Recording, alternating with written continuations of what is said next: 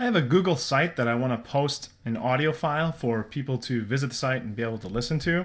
And really the only option you have in this case, just using some of the things that Google provides, is that you can add the file just by adding a link at the bottom and upload a file as an attachment. And that will allow people visiting your site to download the audio. You can do this also through what Google calls in Google Sites a filing cabinet page. So in this particular page, you can put all different files in there, and they give you a download link also. And that's helpful, but what I'd really like to do is kind of have a player that's right there for users to just go to and click on and listen to the audio. Similar to what you see like all over the web. I don't know what Google's deal is, but they just kind of leave audio behind. Even if you go to Google Drive, for example, if you upload an audio clip to Google Drive, it'll give it a nice little speaker icon, but you have to download a third party or an app to connect to a different app for it to actually play. Even if you go into search, they'll have their search, and they'll allow you to search for video, they'll allow you to search for PDFs, images, all those kinds of things. But why not audio? It just bugs me because, Google is detecting which files are audio, but they don't have a player for us to use. Well, there is a solution. One of the solutions is outlined really nicely at this website, working with Google Sites, and they talk about how to add an audio file player.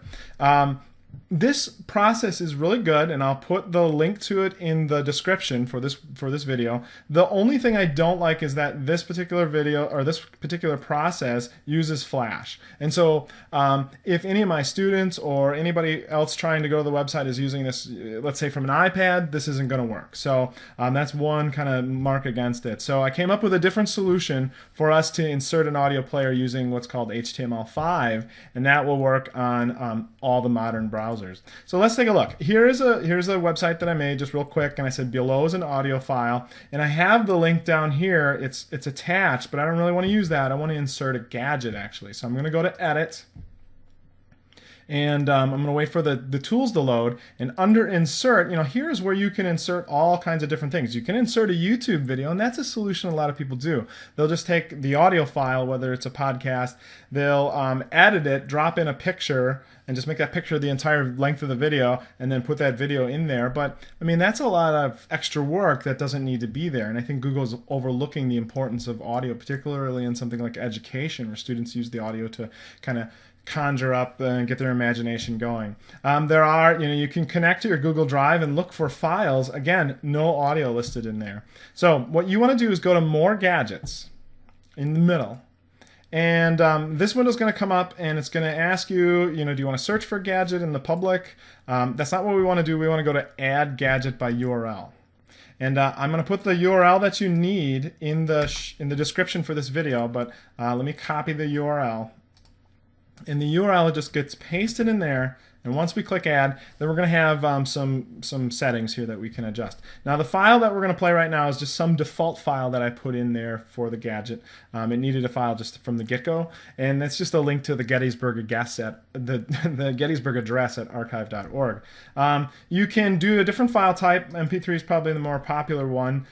You can choose to auto start. I really don't like that, but there might be a reason. And show download link, I'm going to turn that off right now. And then there's background colors, and its default is white, but if you do have a different background color for your Google site, you could go and search for the correct HTML color code that you want to match, and you would have to put that in that space. There are some display settings here. These are kind of almost default display settings for all gadgets. I tend to turn these two off. I uncheck these because they just kind of stick out like a sore thumb. They don't really look as nice, I feel.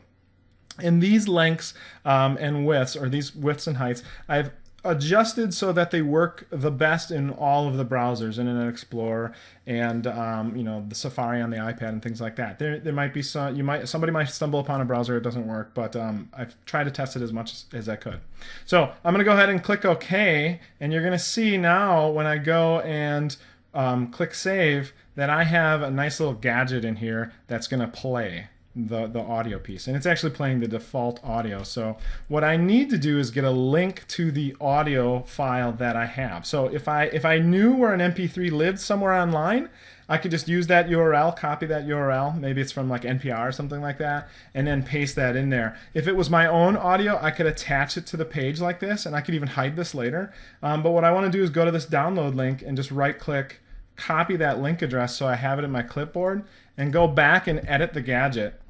And so you click on it, click the gear, and then up here I'm going to go ahead and I'm just going to get rid of the default one and paste in the link to the MP3 that I uploaded. So now if I click OK, it should be there. I don't know, this below got moved. I should move that there so it looks a little bit better.